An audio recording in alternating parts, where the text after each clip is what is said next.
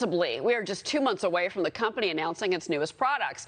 But the coronavirus could push the reveal back, forcing customers to wait for the latest iPhone or Apple Watch. So when's the best time to buy? Now or later? Let's bring in cyber guy Kurt Knudsen. Kurt, let's start with iPhones. Okay, kick it off. Buy now or wait. Hey, Cheryl, good morning. You know, it's one thing, we look at the history of how Apple rolls out products, and that gives us a roadmap of what we could really likely expect as to when the next great Apple product will come out. You mentioned iPhone. September would be when we look for that one. So here right in front of us, I have right here the current model that's right out there right now. It's the iPhone Pro 11, well, 11 Pro Max that I have. I would say for this one, going to hold off on that. You're going to wait on that one. However, Apple just introduced earlier this year this one, the iPhone SE.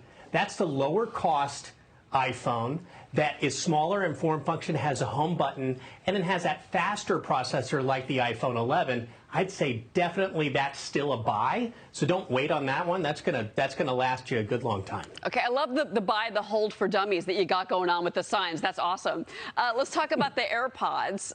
Should people wait it out or buy them? Because they've got the new, kind of juiced up AirPods, right? So those are the AirPods Pro. So those, I would say for sure, as far as AirPods Pro go, okay, that's a buy. Those are going to last for a long time. In fact, Apple has mentioned recently that it's going to have surround sound into those who already own it when the new software comes out later this year in the fall. It's going to make it seem like you're in a surround sound theater environment when you're watching video content. Okay, but regular AirPods, yay or nay? I would go for the AirPods Pro. They're the single best noise-canceling in-ear earphones on the market. Bar none, they lead the way. Yes, $100 less, you can get the regular AirPods, but spend the money. On this one, spend the money. We're showing the regular AirPods, but I love your point about the new ones. Now, what about Apple Watches? You know, the Series 5 is right here, and it's the latest and greatest one. It's the one that when you're wearing it, the screen constantly stays on. But look what I'm doing. I'm putting the don't spend it on. Because September, I think, again, we're going to see by the holiday time, we're going to see this hit the market with a Series 6, which should have greater sensors. They're rumored right now that greater health sensors will be added into the Apple Watch.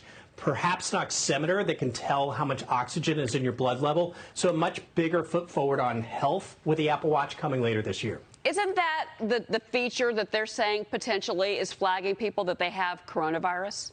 Is the blood ox?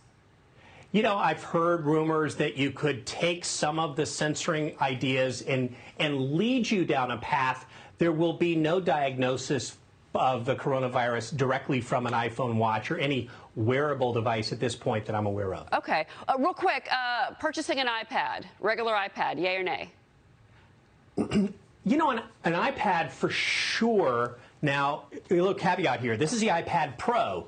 This is the one that has just had the most recent refresh on it. They start about $799, and it's got the Apple Pencil support.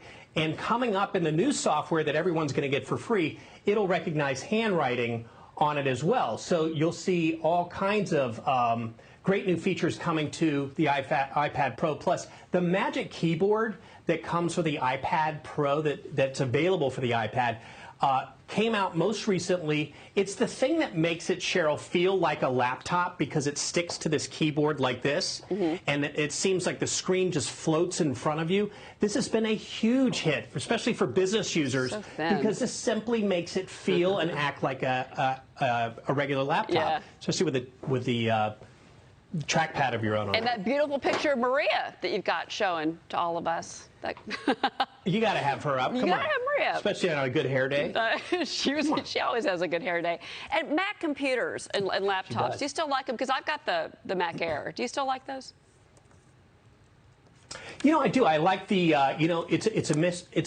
so here's the big news from Apple is that they have decided to say so long to Intel on many of their Macs coming out in the future And that was a big Tim Cook announcement saying, we're going to do our own chip. In essence, they're going to use a similar chip that the iPad uses inside for their computers coming out.